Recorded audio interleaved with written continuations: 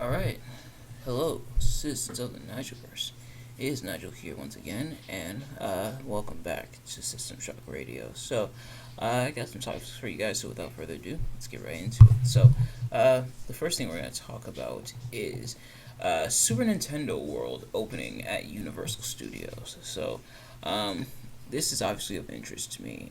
For those of you who know me, you know I am a huge gamer, very big nerd when it comes to gaming, and Super Nintendo World, just as a concept of world, like a theme park, video game inspired theme park, is awesome to me.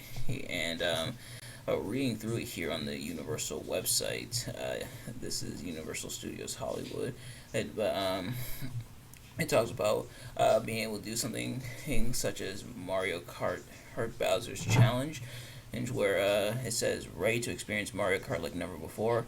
Put on the special goggles and battle Team Bowser on iconic Mario Kart courses alongside Mario, Luigi, and Princess Peach. Collect digital coins and throw shells to win the Golden Cup on the groundbreaking Mario Kart ride with cutting-edge technology. It looks like they're going to be mixing VR with kart racing. So that's going to be pretty cool to see. Possibly a little bit dangerous, but it's going to be pretty cool to see. Looks like you're going to be able to collect coins with a power-up, and you're going to be able to meet the characters and everything. So really going all out with it. But I imagine with Nintendo, they're not going to stop there. They might include other Nintendo franchises such as like The Legend of Zelda or Metroid. So I'm excited. I'm interested to see how it goes. The thing is, though, I've never actually been to Universal, nor have I ever been to Disney World. Why? Mostly due to like cost and everything. Going to these places is pretty expensive, but I guess I'm glad I'm holding out until this is built. And when I eventually do visit Universal, I'll definitely want to check out Super Nintendo World. The next thing I want to talk about is a question that I'm sure a lot of people have been asking for the past few months or so. Will CM Punk ever return to AEW? CM Punk has not been seen on AEW television since being injured at All Out, and what happened with the Elites at the after the All Out media scrum, the fight that they had. And with CM Punk not only still not being in AEW, who hasn't appeared yet, which would also make sense due to injury, but with him apparently waiting for his contract to be bought out so that he can leave AEW, to him being removed from the AEW Fight Forever video game cover. They redesigned the whole cover. Honestly, the new one looks much better. Does this mean CM Punk isn't coming back? Will he return? I'm not gonna lie, I'm not sure.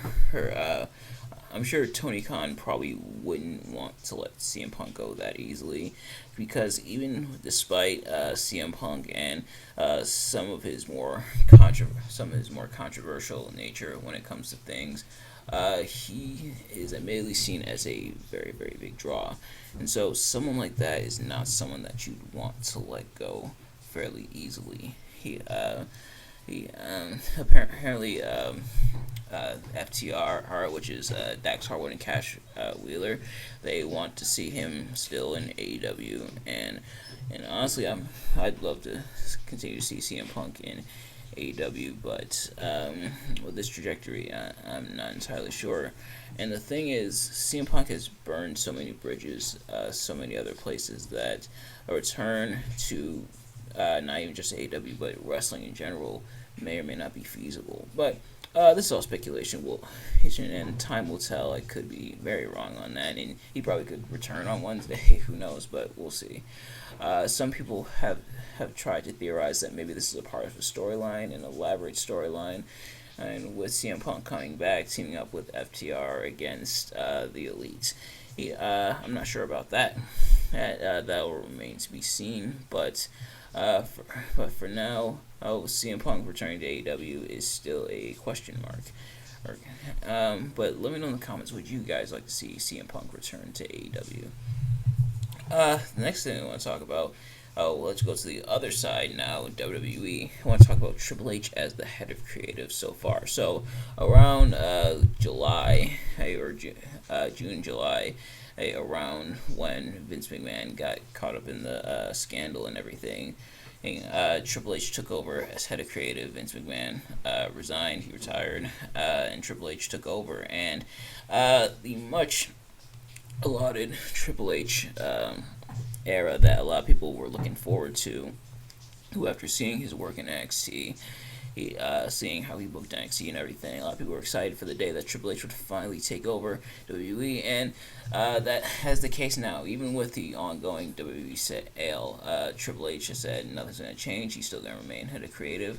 Whether or not that'll remain remains to be seen, but for now, Triple H as head of creative, how's it going? I'd say pretty good for the most part. From what I've seen, not perfect. There's some stuff that hasn't really landed as well, but Triple H as head of creative, it has gotten a lot of appraisal and everything, and for the most part has been booked really, really well. Some of the evidence of that is SummerSlam, which was like the first show with Triple H in charge, the first like major pay-per-view event with Triple H in charge that went really, really well. Then there was Clash at the Castle in Wales, which also went spectacular. Survivor Series War Games, which the most bought Survivor Series pay-per-view in history. There's stuff like, and the thing about Triple H, in terms of booking, not only did he bring superstars back like Karrion Kross and Giant Gargano and Bronson Reed, etc., but he also, some of the storylines that started when Vince was in charge are continued and in some cases improved. One of them being the Judgment Day with, at the time's recording, Rhea Ripley just winning the Women's Royal Rumble match. Them being booked, sorry about that. Them being booked super strongly now that Dominic Mysterio is with them. Them being featured regularly on TV and being seen as a major, major threat when it seemed like with Vince, they were still somewhat of a threat, but they weren't really going too many places. They weren't really going anywhere, so stuff like that had you point at and say, hey, okay, so Triple H is doing a pretty decent job, but not all of it has been perfect. I will say Triple H himself admitted that he was underwhelmed by some of the returns that were made while he was in charge, and then there's some returns that seemingly we haven't really done a whole lot, such as like Hit Row, for example. They've been booked here and there, and they're starting to get more TV time right now, which is good, but they haven't really won the tag team titles yet and stuff like that. Yeah, so Triple H as head of creative, I'd say is good, but it's had its caveats. And there are some people who do want Vince McMahon back in charge of creative. Me personally, I am not one of those people. Yeah, so let me know in the comments what's your thoughts on Triple H as head of creative. The next thing I want to talk about is Uno. So Uno is not evil Uno in AEW. We're done with the wrestling related stuff for this episode of System Shock Radio, but Uno, which is the card game, and it's a very, very fun card game. It's a card game I play a lot with friends, family. It was the original friendship ruiner before Mario Kart was even created. But Uno, pretty much the objective of the game aim is you get 7 cards each, and you take turns putting cards down. There's special cards such as like reverse or skip or draw 2, draw 4, or etc. And there's 4 colors. There's red, yellow, green, blue. If you put down on a card or either the same. You can put down a card either the same color or the same number, and if you put down a card the same number but it's a different color, then you change the color. There's wild cards which let you change the color, and the whole point of the game is to get rid of your cards the fastest. So, pretty simple rules, and it's a lot of fun. And like I said, it's something that I play quite a bit with my friends and family. Sometimes it can ruin friendships because it's ruthless sometimes. It gets pretty wild sometimes, but it's still a lot of fun. But the thing about Uno that I feel like is the most interesting to me is that the rules have been debated for millennia. People have debated, can, if you put down a draw two, does the other person automatically have to draw two, or can they put down another draw two? Can you put a draw four on top of a draw four? Can you put can you can you do like doubles, was where you put down multiple cards of like the same number? All that has been debated for ages. It just even with people even disagreeing with Uno, and I love how people definitely even have their own rule sets when it comes to Uno. Oh, and we always say, are we playing doubles, or are we just playing normal? Doubles is when you put down the card of the same number and everything. And are we playing doubles? How we doing it? But those rule sets, make sure they're in place, is in order to make the game even more fun. And sometimes even with those added rules that may or may not be in the official Uno rulebook, still make the game a lot of fun. But the last thing I want to talk about here is friends versus fiends. Now, I'm going to look up the textbook definition of each as we often do, and then I will put my own definition on them. So, starting with friend, we have two definitions here. Well, actually, we have four: two for noun and then two for verb. So, in terms of noun, it's a person whom one knows and with whom one has a bond of mutual affection, typically exclusive of sexual or family relations, or a member of the religious society of Friends, a Quaker. And then verb is add someone to a list of contacts associated with a social networking website, or to befriend someone. But then fiend here, there's a couple definitions. An evil spirit or demon. And, one definition, which is the archaic definition, is the devil, and then another definition here is a wicked or cruel person. And the reason I want to talk about these is because oftentimes I feel like we don't really know the difference between friend and fiend. For friends, someone that you trust, someone that you care about, and someone who cares about you, has your best interest in mind, and you talk all the time, and you're there for them, they're there for you.